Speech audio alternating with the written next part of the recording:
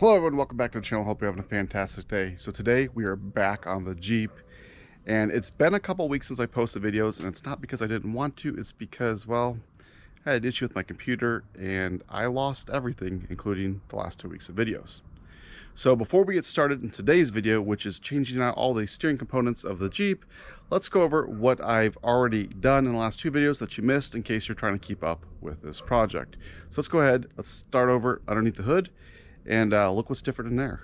Okay, so as we open up the hood, it is much cleaner in here. Now previously I installed a new radiator, but I didn't have a radiator overflow tank because, well, the stock one was leaking, and so was the wiper fluid tank that was also leaking.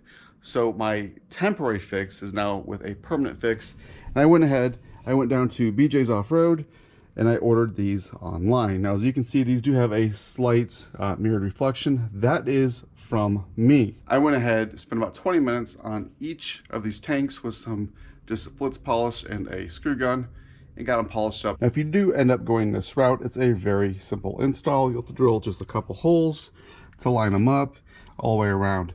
Now, the windshield wiper tank does come with a new pump, as you can see it right down in there. And I just took some spade fittings and plugged them into the factory plug. And I still need to finish plumbing this in, but it does work. On the overflow tank, you will need to find a 1/4 inch NTP fitting. I went ahead, opted for an aluminum one. And one last thing you need to remember, if you are going to install these, you need to put some anti-seize on the threads because you are dealing with aluminum. I only have the copper stuff, so I went down and I bought the silver stuff. Just make sure you don't get it down into the overflow tank. And these are a nice little addition to underneath the hood. So moving on from the overflow tanks, I went ahead and I replaced all the spark plugs, and I also replaced the spark plug wires, and I finished removing the air pump system. So if you remember from a previous video, the air pump was right here, and then down here, if you look, there's 7 plugs on here that I removed all the air pumps that came up, the crossover tube, and the same thing on this side. Then I went ahead and replaced the spark plug and the spark plug wires with a new air filter. I don't know if I showed you this previously, but I did install the tube for a cold air intake that comes up into the front of the grill down there. Now that's pretty much everything I installed for the engine side of things, but there's a couple more things under the hood that I installed, and let me show you. So back here, I installed a new vacuum canister. Now that relates to the HVAC system. So you have vacuum goes in, and that's just a reserve canister with that top tube or vacuum line coming out that goes all the way over there and into the cab for the heater controls. And I'll show you that here in a minute. The other thing that I replaced is these vacuum lines right here. So if you look, there's 2 lines right here, and there's 3 that come out from the firewall over there. One comes out and goes to the vacuum manifold, and then the other 2 right here. Now, where do those go, you might ask? They go into a hard pipe here, all the way back to the transfer case. Now on that transfer case, those hard lines go all the way back, and 2 more come off, and let me show you what they attach to. So here is a spare quad-track transfer case that I have. Hard lines go to some soft lines about 8 inches long that plug in right here. This is the actuator on your quad-track transfer case. And when you put it from emergency mode, what it does is it moves a piston in here, and it locks it into 4-wheel drive versus all-wheel drive. The factory vacuum lines on that transfer case actually have 3 colors. There's one that's completely black, and that's for the vacuum going into the switch. There's one that's got a red line on it, and one that's got a white line at the top up front here and down underneath the Jeep where it plugs into the transfer case. Let me show you what the switch looks like. So coming into the Jeep, and I open up the glove box, I currently don't have a glove box in here because the cardboard one, well, it disintegrated, and I ordered a new plastic one, and it'll be one of the last things I install. But here's your 4-wheel drive switch. So if it's all the way to the left, such as it is here, it is going to be in the normal mode, and when you turn it to the right here, it is in emergency mode where it locks that transfer case in. Now if you get confused, there's your red line and your white line right there to switch, so you know where to plug them in. So this will stay this way here. Now when I was talking about that HVAC system, let's go ahead and hop over here. So I did replace the resistor underneath the hood, and I can show you that here in a second. So the fan works on all 3 speeds. And then for that vacuum line, so you have off, heat, and defrost. Defrost is from up here, and heat is down here by your feet. So what that vacuum line does is it comes into the switch here, And when you switch it from heat or to frost, it goes ahead and it opens up the different actuators on where the air is going to blow out. And if you don't have the vacuum line there, the actuators both stay closed and the air just circulates within the heater box. And it didn't come out anywhere, or at least it did on my unit. So I went ahead, I replaced those lines, and let me show you what the actuator looks like. So there's the actuator right there. It's a tube right there, and there's a vacuum line that goes in there. So when the engine started, you put it on defrost, the vacuum line's on this side over here, it pulls open the blend doors, and the frost comes out up here on the hood. Now, for those wondering, I also replaced these heater ducting. Yep, right there. That's a 2.5-inch heater duct, and I went high end and I got some hose clamps with little knobs that just kind of twist on it, as you can see right there. Mine is 2.5 inches. I went ahead, I measured the diameter. I went on Amazon, I found a 5-foot Dorman kit for I think $15 or $16. Then hose clamps for $4 or $5. And that 5-foot kit will really probably do 2 Jeeps. If I went ahead, I have enough left over, and when I put the glove box in there, to have lots in there. Now, some websites, they want to charge you upwards of $40 for just the ducting, and you still have to go buy your own hose clamps or use duct tape. Now, I didn't show you pulling this out because I lost it in another video, but let me tell you, it literally disintegrated in my hands when I went and touched it.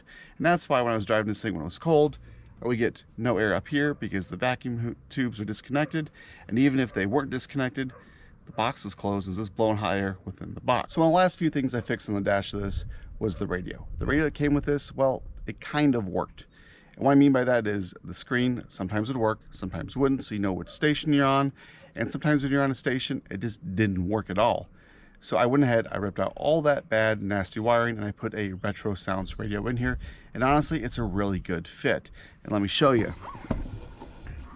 So here's your radio right here, and even though the previous owner had drilled some extra holes here, I got it to where the knobs covered up. Now the knobs are a little close to the bezel, but I did go with an oversized knob, and it's a pretty nice little setup. So when you go ahead and you turn your key to the on position, the radio will go ahead and start up. You got your retro sound, and then it will switch to your radio, its Bluetooth, everything else. The other nice thing with this radio is it has a microphone for your Bluetooth phone calls. It has an auxiliary input via a headset or a Bluetooth cable. It will charge your phone. You have RCAs for the front and rear. Again, I will put the glove box in as the very last thing I can do. Now the wire this up was honestly pretty easy because I'm not running the sub, an amp, any of that stuff. There's a power wire, which I ran to the factory fuse box with a 10 amp fuse, and that needs a constant and a ground wire. Well, right next to it is the clock that doesn't work, but the wires to the clock do.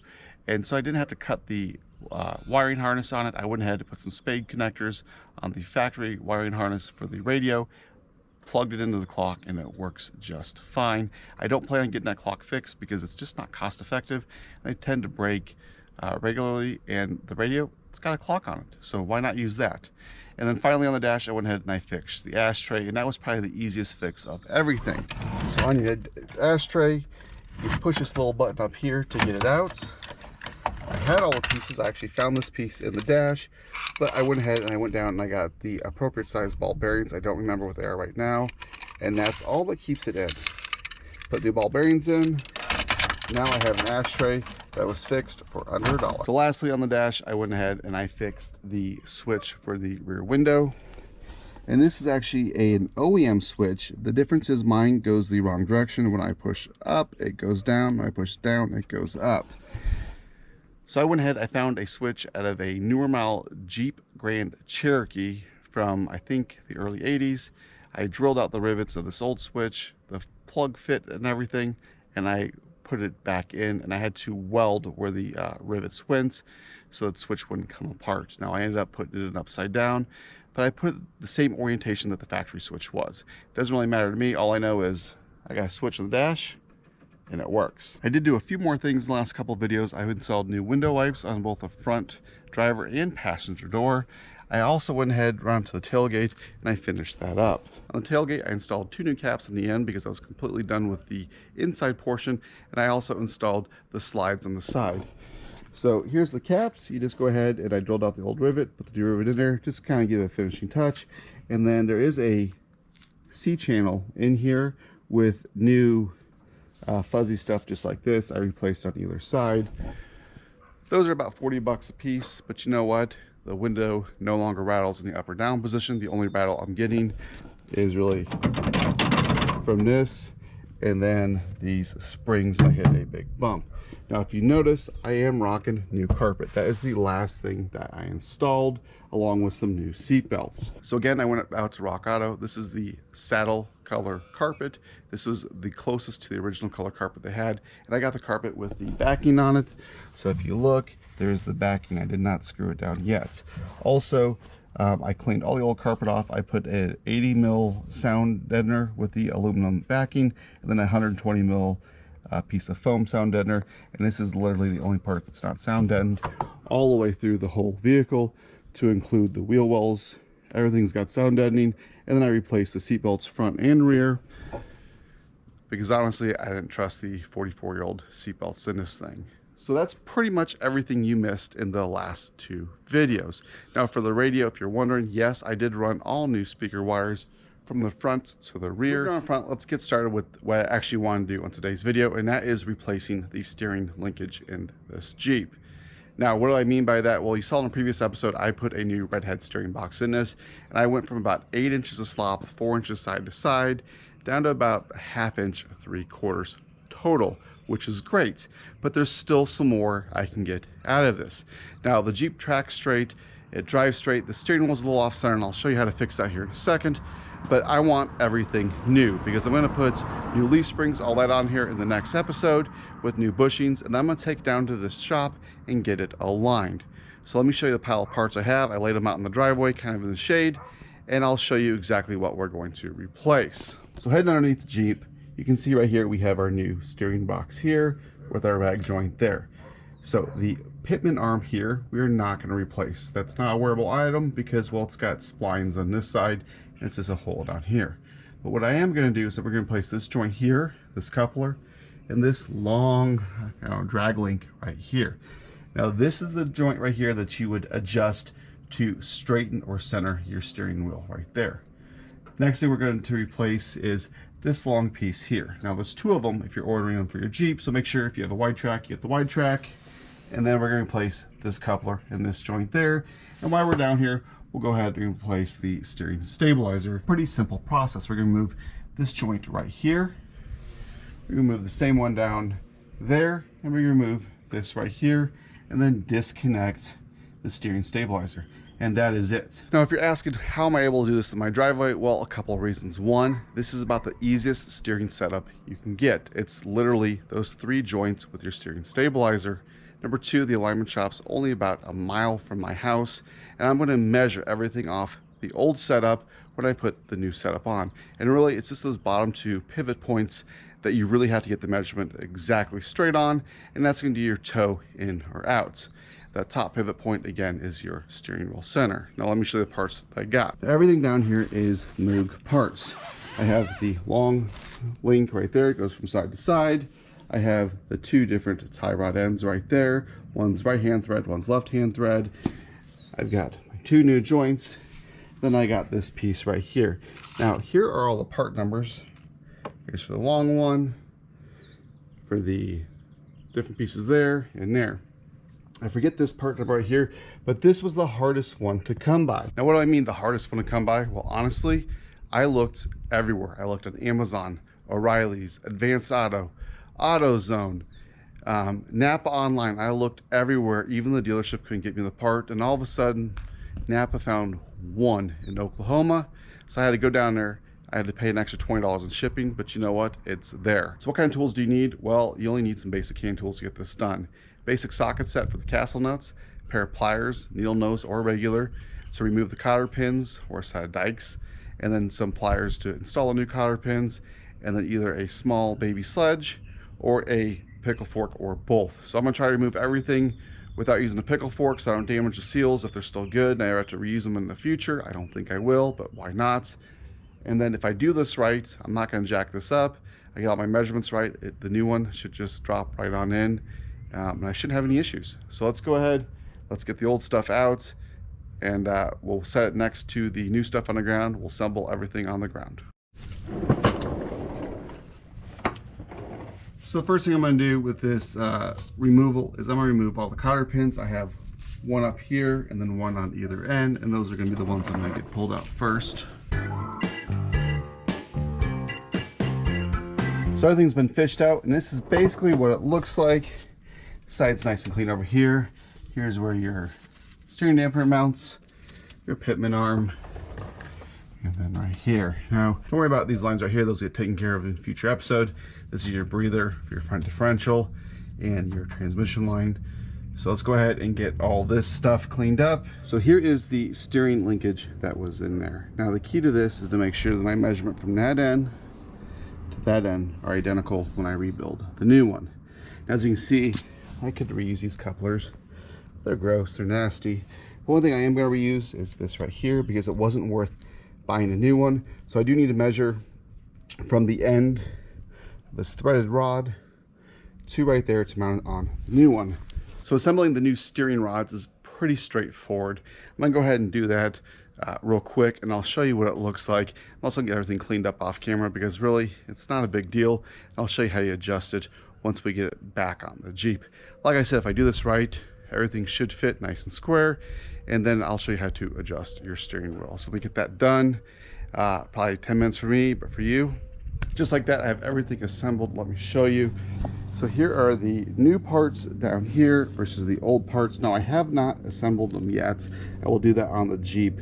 I have the approximate length on this lower piece, and that's what really matters the same. What I mean by what that really matters is that's your toe in and out. That piece right there, that's where you're gonna track straight. The top piece that we'll put in, that's your steering wheel alignment. So currently my steering wheel is facing to the left, or if you're sitting in the driver's seat, you turn it left about 30 degrees. Now I can adjust that by extending the rod so that it will make it go more centered to the right.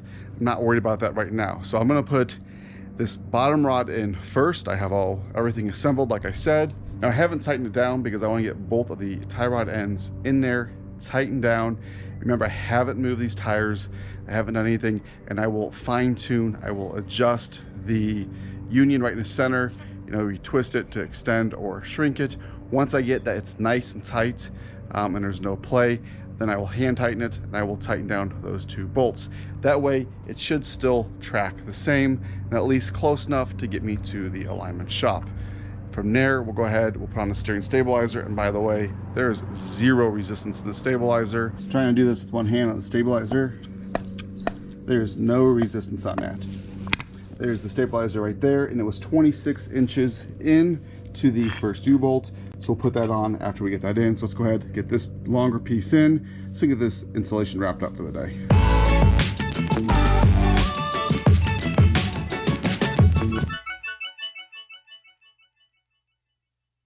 So now that I have both in, I can go ahead, I can put the cotter pins in, and I'm going to tighten this down, and then I will work on this drag link or crossover, whatever you want to call it. So let me go ahead and get those done. We'll get this piece in. So now everything's nice and tight on this bar here. I don't know the name of it. We're going to do the drag link, crossover link, whatever you want to call it. It goes from here to the pitman arm.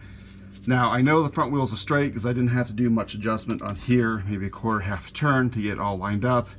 On this one, I'm gonna go ahead and I'm gonna start with this end first, and then we'll go into the pitman arm, and that will ensure that I have a lined up wheel. So we'll feed this in, then that here. And I know that the steering wheel is currently straight, so we're just gonna lengthen this.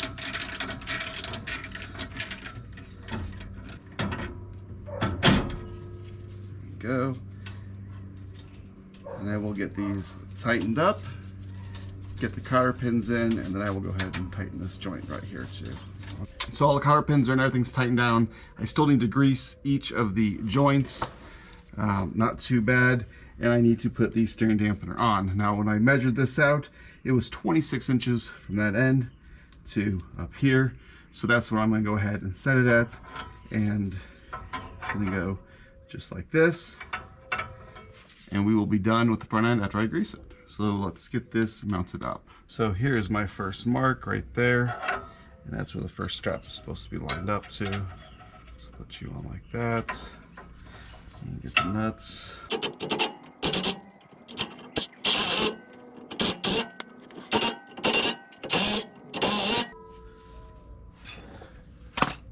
That on. Oh yeah, night and day difference.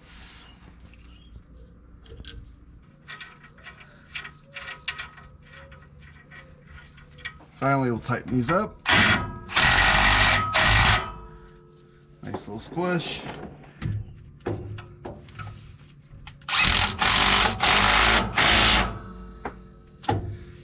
Take a zip tie around this. We'll use some dikes and cut it flush.